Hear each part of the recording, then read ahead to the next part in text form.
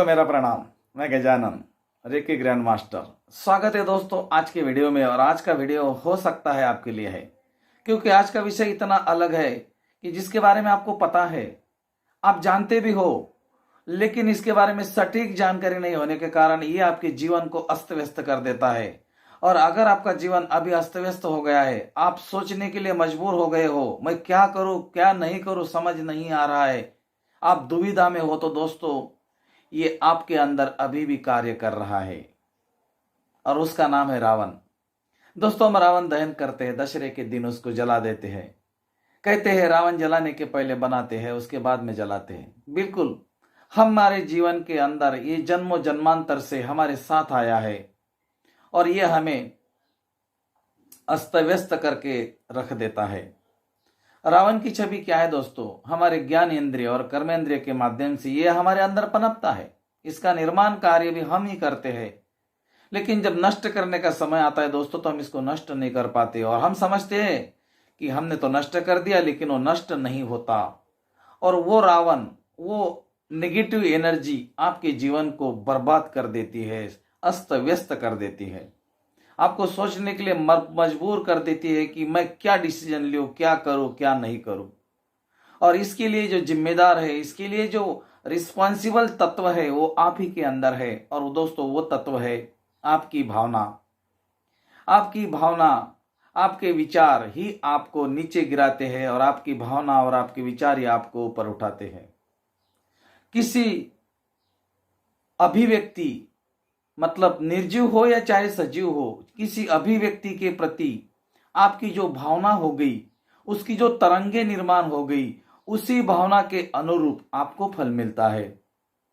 अगर आपने अच्छी भावना की तो अच्छा फल मिलेगा, आपने गलत भावना की तो गलत फल मिलेगा।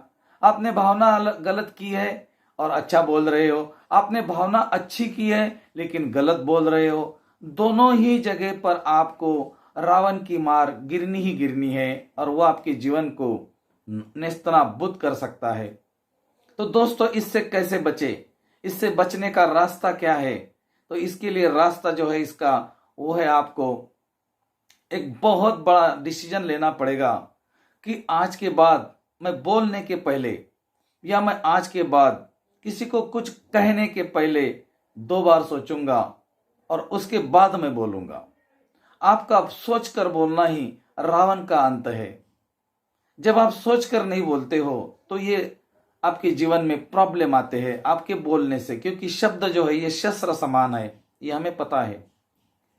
और कभी भी कोई भी बात का डिसीजन, कोई भी बात का निर्णय लेने के पहले आपको थोड़ी देर तक के अपने से बात करनी है कि क्या जो मैं निर्णय ले रहा हूं ये सही है, क्या मैं जो भावना कर रहा हूं ये सही है। तो इसके ऊपर आपको आत्म मंथन की जरूरत है।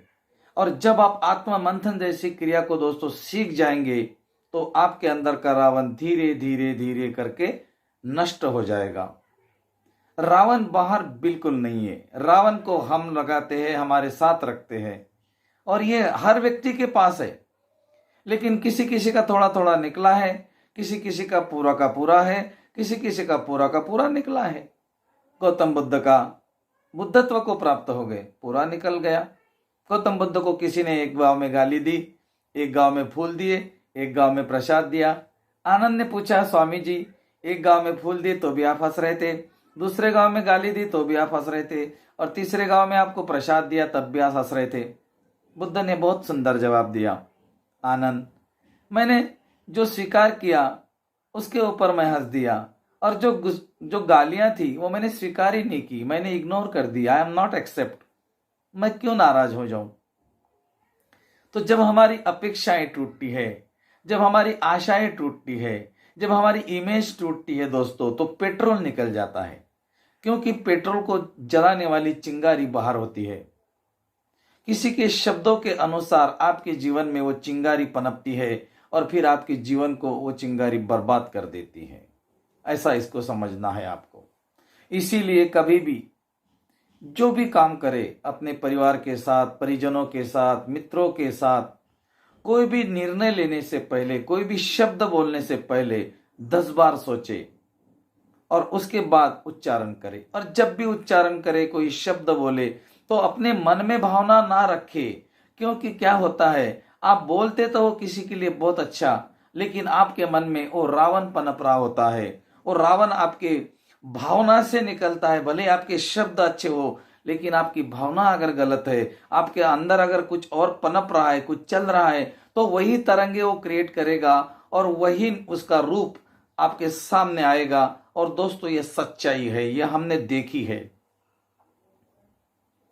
जरूरत से ज्यादा, आवश्यकता से ज्यादा अगर कोई भी चीज जहां पर भी होती है, वो ओवरफ्लो हो जाती है। जैसा एक टंकी में पानी आपने डाल दिया तो वो ओवरफ्लो हो जाएगा। क्यों? क्योंकि टंकी भर गई है। इसीलिए उसको समय पर बंद करना ही समझदारी है।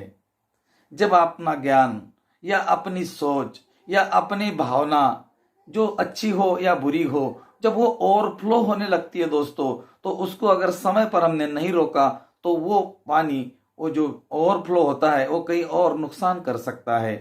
मैं चाहता हूं आपके जीवन में ये घटना कभी ना घटे। इसीलिए आपको बहुत समझदारी के साथ बात करनी है। और ना ही बात करनी है तो आपको अपनी भावना, अपने अंदर के विचार भी वही रखने जो आप जो आप बोल रहे हो। दोस्तों, क्या होता है, हमारे विचार हमारे शब्दों से झलकते हैं। और कुछ कुछ लोग ऐसे होते हैं कि जो शब्दों से ही आपको पहचान लेते हैं कि इस व्यक्ति के ये शब्दों में क्या भावना थी। काफी मेंटलिज्म की टेक्निक्स है दोस्तों, कि कई व्यक्ति के सिर्फ बात करने से आप समझ सकते हो कि ये व्यक्ति के मन में क्या चल रहा है। That is all totally science. तो किसी के व्यक्ति के बोलने से, भले वो अच्छा बोल रहा हो, लेकिन अंदर उसके क्या चल रहा है, इसका पता भी मेंटलिज्म के टेक्निक से पता कर सकते हैं। उस व्यक्ति आपके बारे में अंदर ही अंदर क्या सोच रहा है, ये भी मेंटलिज्म से आप पता कर सकते हैं। पूरा साइंस है। हमें उसके तरफ नहीं जाना है। हमें आज ये देखना है कि हमारे अंदर का वो जो रावण था, उस रावण को हमें नष्ट करने के लिए दशहरा मनाना है। तो दोस्तों, इस दशहरे की शुरुआत आपको करनी पड़ेगी। हमने जो अंदर बनाया है उसको ही हमें दहन करना है। यही सच्चाई में रावण दहन है। बाहर का रावण जला के क्या करते हो, अंदर का रावण मारो ना भाई। अंदर कितनी घृणा है, कितनी लालसा है, एक बार देखो ना। कितना अहंकार भरा पड़ा है हमारे अंदर, वो देखो ना। हमारी इमेज देखो ना। हमारे बारे में कोई एक गलत शब्द बोलता है तो हमें सहन नहीं होता, हम तिलतिला हो जाते हैं। तो क्या अभी भी हमारे अंदर इमेज बाकी है? अभी भी हमारे अंदर वो चीज बाकी है कि लोगों ने मुझे ऐसा ही बोलना चाहिए, लोगों ने मेरी तारीफ ही करनी चाहिए, लोगों ने मेरे बारे में ऐसी चीजें बोलनी चाहिए। अगर आपको अभी भी ऐसा लग रहा है तो दोस्तों, वो आपके अंदर अभी भी मौजूद है। कई लोगों को मैंने देखा है, मेरे नजर से कई लोगों को इसमें से मैंने बिल्कुल नीचे की तरफ जाता हुआ देखा है दोस्तों। मैं चाहता हूं इस रावण का नष्ट करना, इस रावण का दशहरा मनाना, दहन करना अब इस समय आ चुका है। तो चलो दोस्तों, मेरे साथ लंका दहन पर। सबसे पहले लंका दहन के लिए 5 बातें साथ में लेना। पहली बात साथ में लेना, हंसकर बात करना, मुस्कुराते बात करना। दूसरी बात, जो अंदर चल रहा है वही बाहर बोलना। अंदर अलग और बाहर अलग कभी मत करना। तीसरी बात, किसी को भी कुछ भी बोलने से पहले 2 बार जरूर सोचना। चौथी बात, कोई भी व्यक्ति को उसके शब्दों के अनुसार प्रतिक्रिया देने के पहले उसके ऊपर 10 बार सोचना कि क्या इसकी सचमुच गलती है। हम क्या करते, किसी ने कोई गलती कर दी, हम उसको हमारे परिवार में भला बुरा कह देते हैं। उस व्यक्ति से आपके आभामंडल में एक एनर्जी क्रिएट होती है और वो एनर्जी आपको कहीं के कहीं गिरा सकती है। आपको बीमार भी गिरा सकती है या जीवन में भी आपको एक नीचे के स्तर तक लेकर जा सकती है। तो 5 चीजें दोस्तों अगर आपने अपने साथ में ली है तो रावण का आज ना कल दहन होना निश्चित है। आपके जीवन में राम राज्य आए, यही प्रार्थना मैं श्री राम प्रभु से करता हूँ। और इतने छोटे से वीडियो में आपने जो ध्यान लगाकर सुना, ध्यान लगाकर देखा, इसीलिए मैं आपका धन्यवाद करता हूँ। Thank you.